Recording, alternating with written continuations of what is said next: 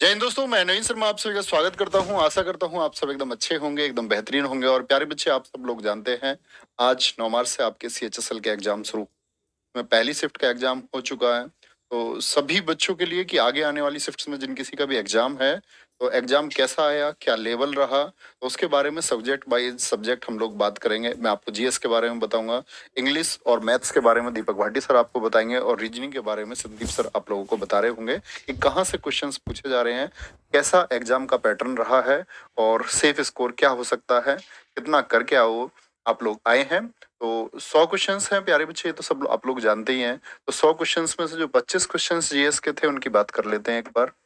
कि अगर मैं कहूं कि 25 क्वेश्चन में सबसे पहले कि बढ़िया स्कोर कितना होगा जी, कितना कर पा रहे हैं, उसी से अंदाजा होता है कि GS कैसी पूछी जा रही है। तो मैं कहूं कि 25 में से बच्चे 18 से 20 क्वेश्चन बड़ी आसानी से हो पा रहे हैं, क्योंकि टोटली प्रीवियस ईयर है। करंट अफेयर्स के अलावा जो कुछ भी GS में पूछा जा रहा है वो सब कुछ प्रीवियस ईयर है। जैसा कि SSC में देखने को मिलता है ना कि वो मतलब GS में ज्यादा फेरबदल करते हैं, तो इस बार CHSL में ऐसा कोई फेरबदल नहीं है। जनरल क्वेश्चंस, एकदम साधारण क्वेश्चन, और सबसे बड़ी बात है कि इस बार हर सब्जेक्ट का रेशियो बराबर रखा गया है। 18 से 20 क्वेश्चन अगर हम कहें कि GS के बारे में तो इजी ही कहना ज्यादा बेहतर होगा, क्योंकि अगर 25 में से 20 क्वेश्चन आप SSC CHSL जिसकी GS बहुत टफ हमेशा से पूछी जाती रही है, उसमें 20 क्वेश्चन अगर कोई कर पा रहा है 18 क्वेश्चन, तो वो एक बेहतरीन स्कोर माना जाएगा। अब अगर बात करें हम सब्जेक्ट वाइज, तो प्यारे बच्चे करंट अफेयर से आपका 3 से 4 क्वेश्चन पूछे गए हैं। और ये 3 से 4 क्वेश्चन जो है, सबसे बड़ी बात क्या है कि ये जनवरी के पूछे गए हैं, दिसंबर टू जनवरी। यानी कि अगर आपका एग्जाम है और आप पढ़ के जाना चाहते हैं तो सीधी सी बात है, दिसंबर और जनवरी का करंट अफेयर्स जरूर पढ़ के जाएं। और आपका दिसंबर और जनवरी, क्योंकि आपका ये अभी का रिसेंट का बता रहा हूँ मैं आपको 2023 वाला। और कुछ बच्चे कह रहे हैं कि एक आध क्वेश्चन दिसंबर एंड से देखने को मिला है, लेकिन एक बच्चे का कहना है कि मैं जनवरी के पढ़ के गया। तो जैसा हम लोगों को रिव्यू मिला है वही आपको बताया जा रहा है, और इसमें हो सकता है थोड़ा बहुत इधर उधर हो। बाकी ये है, मैक्सिमम बच्चे जिन किसी से भी बात हुई है सबका कहना है कि जो आपका लास्ट 4 मंथ्स की करंट अफेयर्स है, यानी एक मंथ तो वो छोड़ दें आप जिसमें आपका एग्जाम है, और इससे पिछले 4 महीने करंट अफेयर्स पूछी जा रही है। क्वेश्चन जैसे कैसे पूछे गए करंट अफेयर्स के, मैं आपको बता दूं कि महिला फुटबॉल कप 2023 कहाँ होगा, एक क्वेश्चन इससे था प्यारे बच्चे। एक मोढेरा जो सोलर प्लांट आपका लगाया गया गुजरात में, उससे एक क्वेश्चन था। और लगातार छठी बार इंदौर को स्वच्छता का प्यारे बच्चे अवार्ड मिला है, एक क्वेश्चन इससे था। यानी कि कॉमन करंट अफेयर्स के भी कॉमन क्वेश्चन पूछे गए हैं। हिस्ट्री की मैं बात करूं, बेहद आसान क्वेश्चन पूछे गए हैं। खेड़ा सत्याग्रह, ठीक है, इसकी बात कर रहे हैं हम, हिस्ट्री की बात कर रहे हैं, तो प्यारे बच्चे खेड़ा सत्याग्रह से क्वेश्चन पूछा गया है। खेड़ा सत्याग्रह किस वर्ष हुआ था? तो ये आप लोगों को पता है कि सत्याग्रह अगर पूछते हैं तो 1917 चंपारण से शुरू होकर के खेड़ा अहमदाबाद 1918 ऐसे ही 19, और इसी तरह से प्यारे बच्चे आगे सविनय अवज्ञा 1930 आपका, और आगे चले तो हम व्यक्तिगत सत्याग्रह 1940, भारत छोड़ो 1942। एक बहुत कॉमन क्वेश्चन पूछा गया है रजिया सुल्तान से, पूछा गया है कि रजिया गद्दी पर कब से कब तक रही। रजिया आप लोग जानते हैं 1236 से 40 तक रही, तो ये भी एक कॉमन क्वेश्चन हम कहेंगे। मुझे नहीं लगता कि कोई बच्चा इसको एस्केप करके आया या छोड़ के आया होगा। अगर हम बात करें प्यारे बच्चे इसके अलावा कि स्टैटिक से क्या पूछा गया है, तो स्टैटिक से प्यारे बच्चे एक तो क्वेश्चन म्यूजिक से आ रहा है, ठीक है। स्टैटिक की बात करें, आज जो क्वेश्चन पूछा गया वो म्यूजिक से पूछा गया। और एक पूछी गई वारली पेंटिंग। वारली पेंटिंग हमने एक एक पेंटिंग पढ़ी थी, आप लोगों को पता हो, सारी पेंटिंग की एक स्पेशल क्लास मैंने आपके लिए। वारली महाराष्ट्र, वार में क्या हो जाती है, अक्सर हार हो जाती है, हम ऐसा पढ़ते आए थे, ठीक है। अच्छा, और देखो साइंस के कितने आसान क्वेश्चन पूछे गए। क्वेश्चन पूछा गया न्यूट्रॉन की खोज किसने की, चैडविक, ठीक है। और एक करंट अफेयर से क्वेश्चन है, खेलो इंडिया कितनी सिटीज में ऑर्गेनाइज हो रहा है, MP में, ये क्वेश्चन था। और इकोनॉमिक्स से CRR, ठीक है। इकोनॉमिक्स से एक बेहद आसान क्वेश्चन प्यारे बच्चे, CRR की फुल फॉर्म पूछ लिए, ठीक है, कैश रिजर्व रेशियो, नगद आरक्षित अनुपात से क्वेश्चन। ज्योग्राफी की बात करें तो कुछ बच्चे तो कंफर्म नहीं कर पा रहे कि कौन सा पर्वत है जिससे क्वेश्चन पूछा गया। तो लेकिन कुछ बच्चों का कहना है कि डोरा पर्वत जो आपका राजस्थान में स्थित है, डोरा पर्वत की स्थिति से क्वेश्चन आया है, ठीक है? डोरा पर्वत कहाँ पर स्थित है, ठीक है। और एक क्वेश्चन आया है आपका ट्रॉपिक ऑफ प्यारे बच्चे कैंसर, कर्क रेखा से। 4 स्टेट दे रखे थे और क्वेश्चन पूछा गया था कर्क रेखा कौन से राज्य से नहीं गुजरती है। आप जानते हैं कर्क रेखा 8 राज्यों से गुजरती है, तो उन्हीं में से कोई एक रहा होगा, ठीक है। और आपका एक क्वेश्चन सवाल से आया था, थैलाफाइटा ब्रोएफाइटा से प्यारे बच्चे क्वेश्चन था। हाँ, एक एमएस एक्सेल की शॉर्टकट की जो है वो पूछी गई है। अगर आप शॉर्टकट की नहीं जानते हैं तो A to Z तक जो कॉमन शॉर्टकट की है, और शायद जो शॉर्टकट की आज पूछी गई है वो Ctrl+W या Ctrl+O से पूछी गई है, नई फाइल ओपन करने के लिए या क्लोज करने के लिए, ऐसा कुछ पूछा गया है। ठीक है, और बाकी यही है। ठीक है, आप लोग समझ गए होंगे कि कॉमन जीएस के क्वेश्चन पूछे जा रहे हैं, इसके इर्द गिर्द क्वेश्चन है। तो जीएस को हम देना चाहेंगे लेवल आपका इजी का लेवल है। ठीक है, बेस्ट स्कोर 18 से 20 रहा है बच्चों को, तो परेशान होने की जरूरत नहीं है, आपके पास टाइम है। तो प्रीवियस ईयर वैसे भी एसएससी हमेशा से महत्वपूर्ण, वही पूछा गया, उसी के लिए हम लगातार कहते भी रहे आप लोगों से कि जीएस अगर आप देखते तो प्रीवियस ईयर उसी के आसपास की चीज। तो उम्मीद करूंगा जिन बच्चों का आगे एग्जाम होगा बहुत अच्छा एग्जाम जाए, ऐसी आशा करता हूं। जिनका एग्जाम हुआ होगा वो बहुत अच्छा एग्जाम दे करके आए होंगे। हो गया सारा रिव्यू। तो अब अगर मैं इंग्लिश की बात करूं तो इंग्लिश में जैसा कि एसएससी पिछले 4 से 5 सालों में करती आई है, बिल्कुल सारा प्रीवियस ईयर बेस्ड है। अगर बात करूं मैं वोकेबलरी की, कंप्लीट प्रीवियस ईयर, बात करूं ग्रामर की, कंप्लीट प्रीवियस ईयर। मैं डिस्ट्रीब्यूशन आपको बता देता हूं कि 25 क्वेश्चन में से उन्होंने कैसे कैसे डिस्ट्रीब्यूट किया है। बच्चे 9 से 10 क्वेश्चन जो आपके आए हैं वो वोकेबलरी से आए हैं, और वोकेबलरी भी सारी प्रीवियस ईयर है, सारी की सारी प्रीवियस ईयर वोकेबलरी है, बिल्कुल आसान है। अगर आपने नॉर्मल 1000 से 1500 वर्ड भी याद किए हैं, जो कि एसएससी के स्टूडेंट के लिए बहुत कम है, 1000 वर्ड मैं कह रहा हूं कुछ भी नहीं है, बच्चे 5-5 हजार वर्ड भी याद करके जाते हैं। तो 1000 वर्ड अगर जो कॉमन प्रीवियस ईयर्स में आए हैं वो भी आपने याद किए है ना, तो आप सारी की सारी वोकेबलरी को आराम से कर जाएंगे। ठीक है, तो 9 से 10 क्वेश्चन वोकेबलरी के आ रहे हैं। बात करूं अगर मैं पैराग्राफ की, तो 5 क्वेश्चन आपके पैराग्राफ से आ रहे हैं, यानी कि आपको पैसेज पढ़ना है और वहां से देखकर अपना क्वेश्चंस का आंसर ढूंढना है। तो ये भी बिल्कुल आसान पैराग्राफ है। अगर आपने अभी एनालिसिस देखी होगी सीजीएल की, तो वहां कंपेरेटिवली पैराग्राफ थोड़ा बड़ा आया था, लेकिन यहाँ पर पैराग्राफ भी छोटा है और उसमें से क्वेश्चन ढूंढने भी आसान है। आगे चलते हैं। अगर आगे बात करूं पैराग्राफ से आगे, तो वॉइस नरेशन की अगर मैं बात करूं तो 3 से 4 क्वेश्चन वॉइस नरेशन के बने हैं, बिल्कुल आसान है। वॉइस नरेशन तो कैसा भी आ जाए आसान ही होता है। ठीक है, उसके बाद एक सबसे बड़ी टेंशन होती है बच्चे को पैराजंबल की, यानी कि पीक्यूआरएस की बात होती है कि सर पीक्यूआरएस कैसा बना है।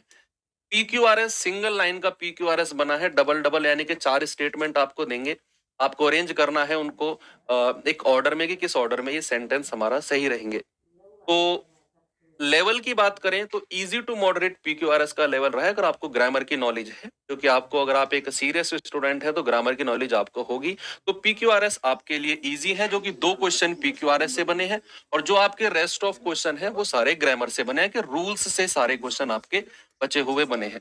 तो ये आपका 25 क्वेश्चन का इंग्लिश का डिस्ट्रीब्यूशन हुआ। अगर मैं एक ओवरऑल बताऊं आपको कि इंग्लिश आपकी कैसी रही है, तो इंग्लिश ओवरऑल एक आइडियल स्टूडेंट के लिए इसकी तैयारी एक अच्छी है। अच्छी यानी कि ये भी नहीं कह सकता हूं कि बहुत हाई फाई तैयारी है, मॉडरेट जिसकी तैयारी है उसके लिए इंग्लिश का जो लेवल है, सबसे बड़ा क्वेश्चन यही होता है। तो लेवल आपको मैं बताऊं, लेवल रहा है इजी। अब दिमाग में सवाल आएगा कि सर आने वाली शिफ्ट होंगे ना, बच्चे अपने आप दिमाग में चीजें तैयार करने लगता है कि आने वाली शिफ्टों में लेवल बढ़ेगा, लेवल बढ़ेगा। नहीं बढ़ेगा, एसएससी मेंटेन करके रखेगी अपना लेवल, क्योंकि सीजीएल में हम देख चुके हैं। ठीक है, अब बात करते हैं मैथ्स की। मैथ्स में सबसे पहला क्वेश्चन कि सर लेवल क्या रहा। लेवल रहा, अगर मैं इजी के आगे वेरी भी लगा दूं ना तो भी कोई दिक्कत नहीं है। लेवल रहा है वेरी इजी, हमेशा से 5 साल का रिकॉर्ड बताऊं, चाहे सीएचएसएल हो, चाहे एमटीएस हो, सीजीएल प्री हो, मेंस हो, सीएचएसएल हो, आपने अगर बैच में पढ़ा होगा तो मैं हमेशा से आपको बैच में कहता आया था बहुत आसान पेपर बनेगा, और कहे अनुसार वास्तव में बहुत आसान पेपर भी बहुत आसान बना है। अब किस टाइप के क्वेश्चंस बने हैं, उससे पहले ये बता दूं कि एडवांस के कितने क्वेश्चन बने हैं और अर्थमेटिक के एक मोटा मोटा आइडिया आपको दे दूं। अगर 25 क्वेश्चन हमारे पास हैं तो 9 से 10 क्वेश्चन आपके जो बने हैं वो एडवांस के बने हैं।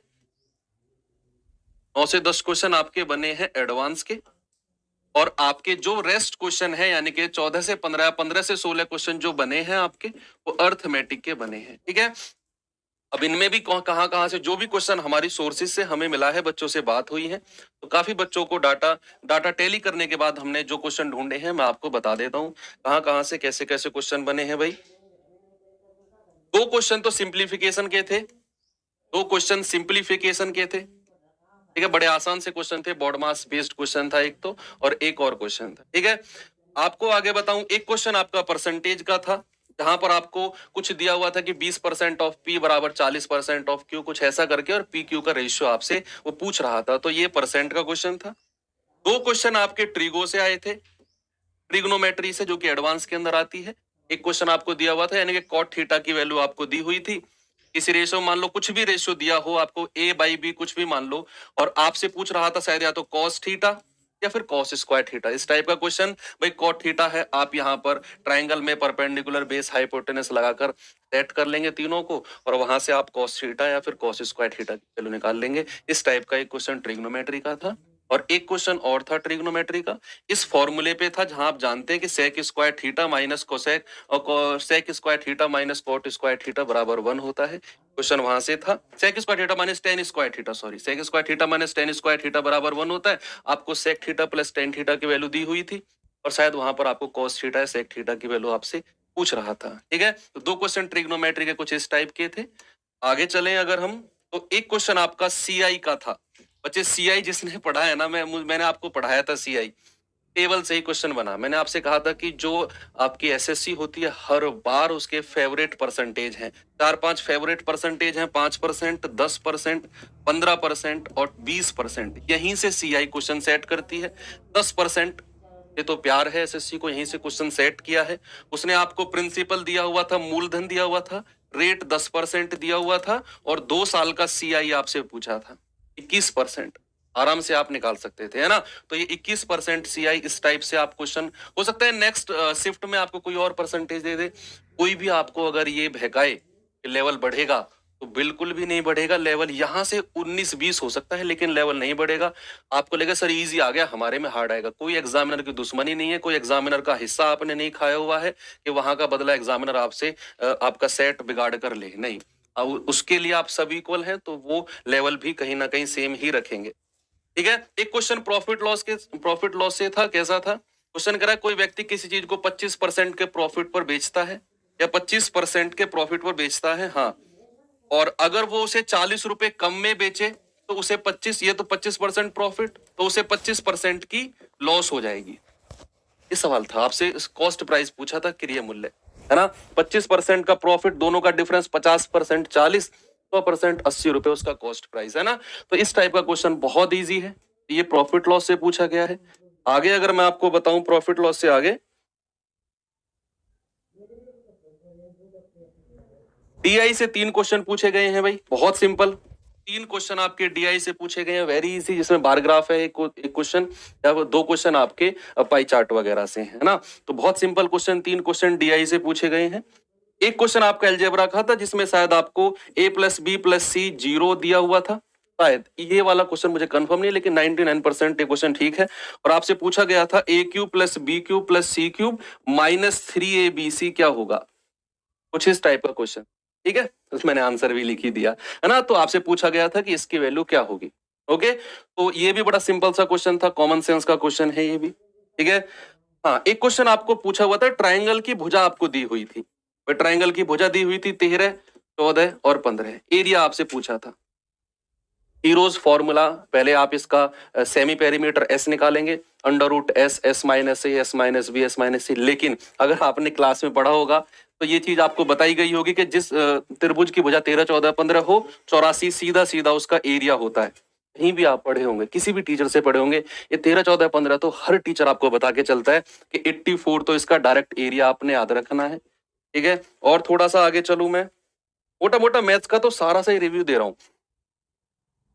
हाँ, एक दिया हुआ था, एवरेज दिया हुआ था, सॉरी, टाइम एंड वर्क का अगर मैं आपसे क्वेश्चन बताऊं, तो टाइम एंड वर्क बोल रहा था कि ए किसी काम को मान लो सपोज 10 दिन में कर रहा है, बी 15 दिन में। ये डाटा अलग हो सकता है, टाइप इसी टाइप का क्वेश्चन था। और आपसे कहेगा कि भैया टोटल 10,000 रुपए है, टोटल, कुछ इस टाइप का क्वेश्चन था कि ए किसी काम को 10 दिन में कर सकता है, बी 15 दिन में, और उन्हें काम करने के लिए 10,000 रुपए दिए गए। बताओ ए किस अनुपात, ए को कितना पैसा मिलेगा। तो ये चीज आपको बताई गई थी कि जिस अनुपात में उनकी क्षमता होती है, एफिशिएंसी होती है, पैसा भी उसी रेशियो में बढ़ता है ना। और कोई क्वेश्चन, बस यही मोटा मोटा मैथ्स का आपको रिव्यू मिला। तो अगर मैं ओवरऑल लेवल की बात करूं, तो मैथ्स का लेवल भी आपका इजी, इंग्लिश का लेवल भी इजी, मैथ्स का लेवल भी इजी। जीएस आपको नवीन सर बता चुके हैं, अब संदीप चौधरी सर आपको रीजनिंग का बताने आ रहे हैं। अच्छा, नमस्कार साथियों, कैसे हैं आप सभी। उम्मीद करता हूँ बहुत अच्छे होंगे, और जिनका पेपर है बहुत ज्यादा खुशी हो रही होगी उनको एग्जाम देने के बाद। इतना तो कहीं ना कहीं मैं समझ पा रहा हूँ, क्योंकि एग्जाम का जो लेवल रहा है वो बहुत ज्यादा टफ नहीं रहा है। लगभग लगभग चीजें बहुत ज्यादा आसान पूछी गई हैं। मैं अगर रीजनिंग की बात करूंगा, आपको अभी इंग्लिश और मैथ के बारे में दीपक सर बताए गए, जीएस का पूरा नवीन सर बता के गए हैं। तो अगर मैं आपसे बात करूं कि भाई रीजनिंग का क्या रहा है, सारी चीजें पहले तो हम लोग ये चीज बता दें कि भाई अगर आप एग्जाम दे रहे हैं तो लगभग लगभग बेसिक ही चीजें पूछी गई हैं। हाँ, एक दो क्वेश्चन ऐसे हैं जिनमें आपको थोड़ा सा टाइम लग रहा है, तो उसे मैं मॉडरेट लेवल कहूंगा, क्योंकि भाई टाइम का खेल होता है। अगर किसी क्वेश्चन में हमको टाइम ज्यादा लग रहा है, बेशक वो आसान है, लेकिन अगर टाइम ज्यादा लग रहा है, क्योंकि सिलेक्शन का मतलब है हमें क्वेश्चन आना भी चाहिए और थोड़ा सा हमें जल्दी भी करना है। अब जैसे सिटिंग अरेंजमेंट का क्वेश्चन है तो उसमें थोड़ा सा टाइम लगता ही है। मैं अगर आपसे क्वेश्चन की बात करूं, कि जैसे कि अगर मैं क्वेश्चन की बात करूं तो कोडिंग डिकोडिंग है। कोडिंग डिकोडिंग से मैं आपसे लगातार एक चीज कहता आया हूं, आपसे लगातार एक चीज कहता आया हूं कि भाई कोडिंग डिकोडिंग, जब भी मैंने आपसे कहा है अभी भी कह रहा हूं, कोडिंग डिकोडिंग से जो क्वेश्चन पूछा गया है वो क्वेश्चन पूछा गया प्लेस वैल्यू के आधार पर, यानी कि प्लस माइनस चीजें हो रही हैं और दो क्वेश्चन पूछे गए हैं। सही है। तो आपको पहली चीज तो यह है इनकी कोडिंग डिकोडिंग में पता होनी चाहिए कि भाई कौन सा कितना कितना प्लस हो रहा है, कितना कितना कम हो रहा है, अपोजिट हो रहा है। वो सारी चीजें आपको पता होनी चाहिए। एक क्रॉस पैटर्न पे पूछा है, एक सीधा फॉरवर्ड पैटर्न पूछा है, तो एक तो प्लेस वैल्यू है, ये सारी चीजें आपको पता होनी चाहिए। ठीक है ना। इसके अलावा दूसरा ब्लड रिलेशन की बात करूं तो ब्लड रिलेशन से क्वेश्चन पूछा गया है।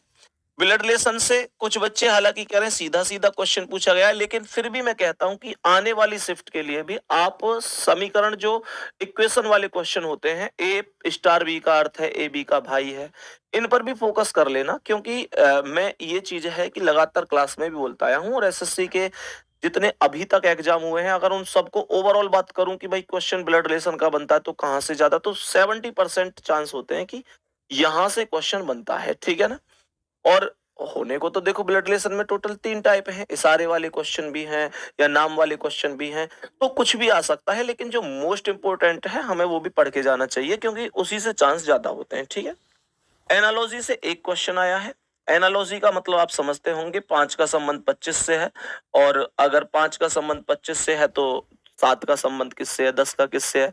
और एनालॉजी तीनों तरीके में से कोई भी आ सकता है, वर्ड एनालॉजी, अल्फाबेट, या तुम्हारा नंबर एनालॉजी। उससे भी कोई नहीं है कि सब कोई फिक्स हो कि भाई इसी से ही आएगा, कहीं से भी आ सकता है। सही है ना। देखो अभी अमन कह रहे हैं कि ब्लड रिलेशन में कोडिंग वाला ही था भैया जी, तो देखो कुछ भी मैं बता रहा हूं ना आपको, वही इंपॉर्टेंट है। सेटिंग अरेंजमेंट बहुत ज्यादा फेवरेट टॉपिक बन चुका है एसएससी का। कुछ समय पहले की बात करूं तो यहां से क्वेश्चन नहीं बनते थे, सेटिंग अरेंजमेंट से अब क्वेश्चन बन रहे हैं, और सर्कल वाला क्वेश्चन ज्यादातर देखने को मिल रहा है। ठीक है ना। तो आपको हालांकि सर्कल में जो क्वेश्चन मिल रहा है उसमें मैक्सिमम चीजें यही बनेंगी। लगातार आगे तक की शिफ्टों की बात कर रहा हूँ कि केंद्र की ओर मुंह करके बैठे हैं, केंद्र से बाहर की ओर भी चले जाते हैं, तो उसका मतलब है कि भाई थोड़ा सा लेफ्ट राइट बदलता है, उससे ज्यादा कुछ नहीं होता है। ठीक है। कभी कभी पंक्ति वाला क्वेश्चन भी पूछ लेता है कि उत्तर की ओर 6 व्यक्ति बैठे हैं, ए बी के बाएं हैं, सी डी के दाएं हैं, इस तरीके से क्वेश्चन पंक्ति में भी पूछ लेता है, वो सारी चीजें। लेकिन मैं आपको यही कहूंगा कि थोड़ा सा अगर पेपर में टाइम थोड़ा सा खर्च हो रहा है तो वो सिटिंग अरेंजमेंट पर खर्च हो रहा है, क्योंकि ये थोड़ा सा लेंथी होता है। आसान होता है लेकिन थोड़ा सा लेंथी होता है। सही है ना। अगर इसके अलावा बात करें तो देखो स्लॉग से क्वेश्चन बन रहे हैं। स्लॉग से अगर मैं क्वेश्चन की बात करूं तो आप लोग जानते होंगे कि सभी ए बी है, कुछ बी सी है, इस तरीके से सभी भेड़ बकरी है, सभी बकरी भालू है, हमसे कथन देता है, फिर हमसे निष्कर्ष पूछता है। तो 2 क्वेश्चन यहां से आज भी देखने को मिले हैं। ठीक है ना। यहां से आज भी देखने को मिले हैं।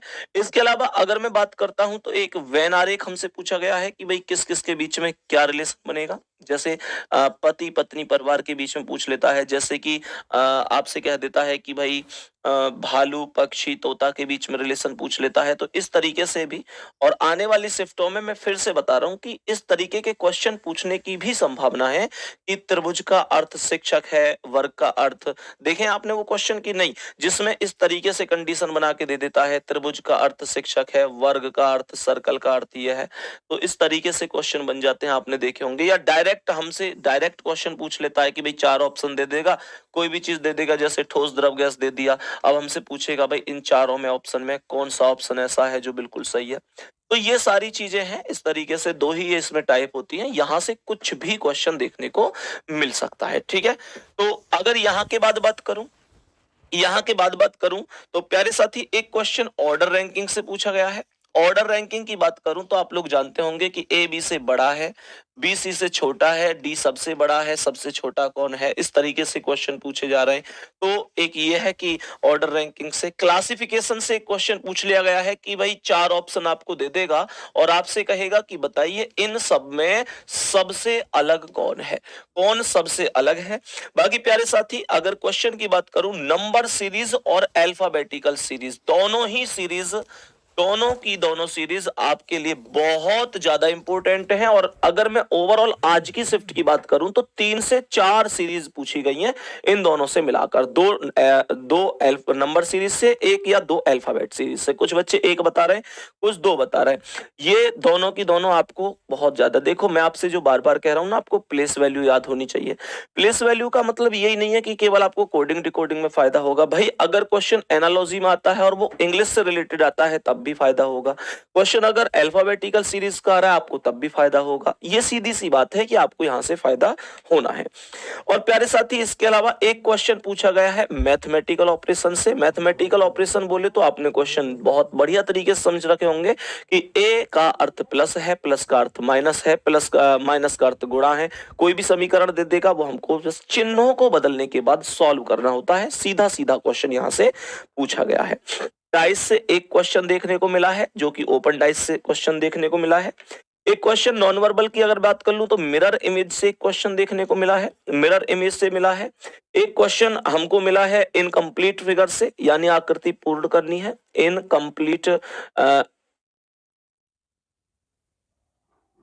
इनकम्प्लीट फिगर से जो आकृति हमें पूर्ण करनी है। इसके अलावा एक क्वेश्चन बात करेंगे डायरेक्शन टेस्ट से हमको मिला है, बिल्कुल सीधा सीधा क्वेश्चन और सिमिलर सेट लास्ट में। अगर मैं आपसे बात करूं तो ये टॉपिक वो हैं जो एसएससी के फेवरेट रहे हैं और एसएससी ने इस बार फिर से साबित किया है कि भाई हम यहां से क्वेश्चन पूछेंगे। अब बच्चों के मन में एक जिज्ञासा उत्पन्न हुई होगी कि सर एसएससी ने जैसे कि बहुत दिन से किसी भी एग्जाम में क्लॉक कैलेंडर को नहीं पूछा है, तो क्या आज के पेपर में क्लॉक कैलेंडर पूछा गया है? प्यारे साथी क्लॉक कैलेंडर पूछा जाता तो यहां पर अब तक लिख गया होता, अर्थात आप समझिए क्लॉक कैलेंडर से प्लस घन घनाभ से भी कोई क्वेश्चन नहीं पूछा गया है। ठीक है, तो आप लोग इस बात को थोड़ा सा समझेंगे।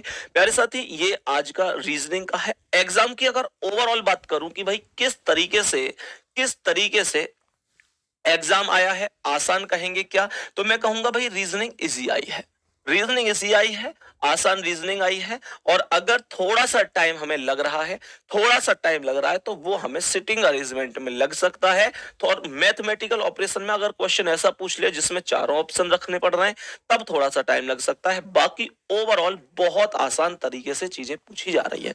ठीक है,